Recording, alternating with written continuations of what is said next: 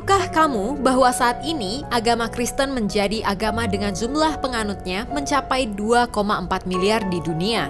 Di Indonesia sendiri ada 70.841 gereja yang menurut data Kementerian Agama Republik Indonesia ada 28 juta lebih orang Kristen di Indonesia. Tapi di masa gereja mula-mula, orang Kristen mengalami penganiayaan hebat, bahkan banyak yang menjadi martir. Bagaimana gereja mula-mula mampu bertumbuh di masa sukar itu, hingga akhirnya berita Injil masuk ke Indonesia? Saksikan fakta Alkitab berikut ini.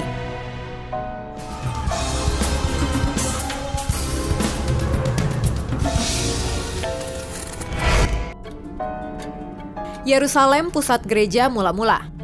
Dalam pelayanan Yesus bersama murid-murid, Yesus pernah berjanji bahwa ia akan mendirikan gerejanya. Di atas batu karang ini, aku akan mendirikan jemaatku dan alam maut tidak akan menguasainya. Matius 16 ayat 18. Dan dengan datangnya Roh Kudus pada hari Pentakosta, Kisah Para Rasul 2 ayat 1-4, maka gereja yang memiliki arti kumpulan yang dipanggil keluar secara resmi dimulai. Setelah kematian dan kebangkitan Yesus, para rasul diberi tugas untuk memberitakan Injil dan menceritakan tentang kabar keselamatan kepada semua orang sampai ke ujung bumi.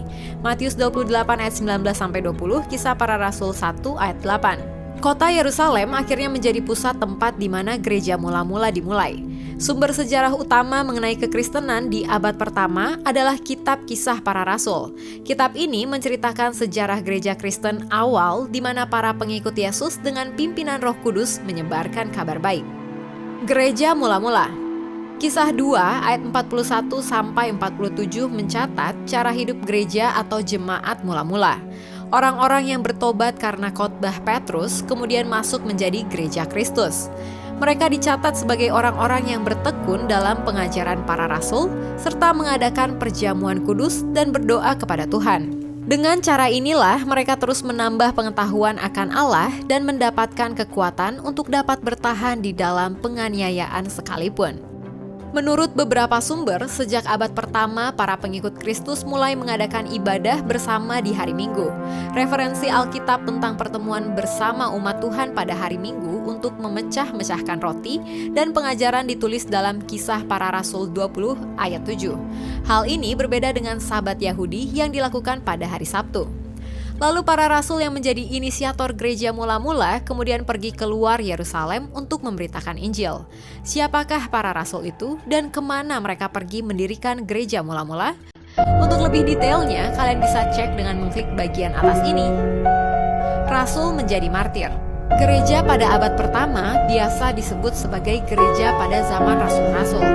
Hal ini dimulai dari hari Pentakosta sampai pada kematian rasul terakhir, yaitu Rasul Yohanes. Periode apostolik ini berlangsung kurang lebih 70 tahun, dari kira-kira tahun 30 Masehi sampai tahun 100 Masehi. Di era ini, begitu banyak rasul yang menjadi martir karena pemberitaan Injil.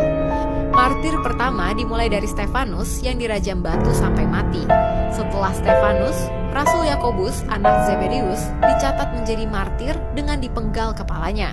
Filipus juga menjadi martir setelah dipenjara dan dicambuk yang kemudian disalibkan. Lalu ada Rasul Thomas yang ditusuk dengan tombak dan dilempar ke api. Rasul Matius yang kepalanya dipancung.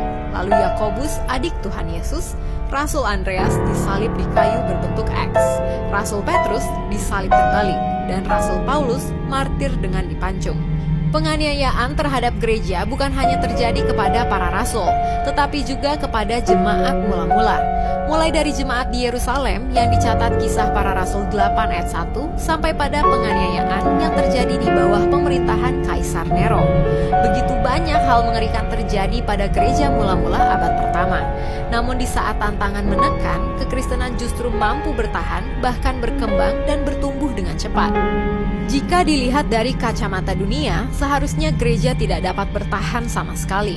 Namun dapat dilihat kembali bahwa Tuhan Yesus sendiri yang mendirikan gerejanya di dunia dan mengatakan bahwa alam maut tidak akan menguasainya. Matius 16 ayat 18. Ini adalah jaminan yang diberikan kepada gerejanya dan dibuktikan kebenarannya di sepanjang sejarah gereja abad pertama. Kekristenan masuk ke Indonesia. Penganiayaan jemaat di Yerusalem di abad pertama membuat jemaat mula-mula tersebar di luar Yerusalem ke daerah Yudea dan Samaria, lalu berkembang di wilayah Helenistik. Sejak abad ke-17, penjelajah-penjelajah dari Eropa menjelajahi seluruh dunia dan pada saat yang bersamaan, mereka juga membawa iman Kristen. Terkadang penduduk asli yang mereka datangi dipaksa menerima iman mereka di bawah ancaman senapan. Tetapi mayoritas pertobatan yang terjadi di luar Eropa adalah berkat jasa-jasa para misionaris tak bernama, baik Kristen maupun Katolik, yang tinggal dan mengajar masyarakat setempat. Di Indonesia sendiri, Injil masuk melalui jalur dagang. Dalam satu buku yang ditulis di Mesir tahun 1050 dan yang mengandung data mengenai gereja-gereja serta biara-biara Kristen di Asia pada zaman itu, dikatakan bahwa di Fansur ada beberapa gedung gereja. Mungkin Fansur itu adalah Barus di pantai barat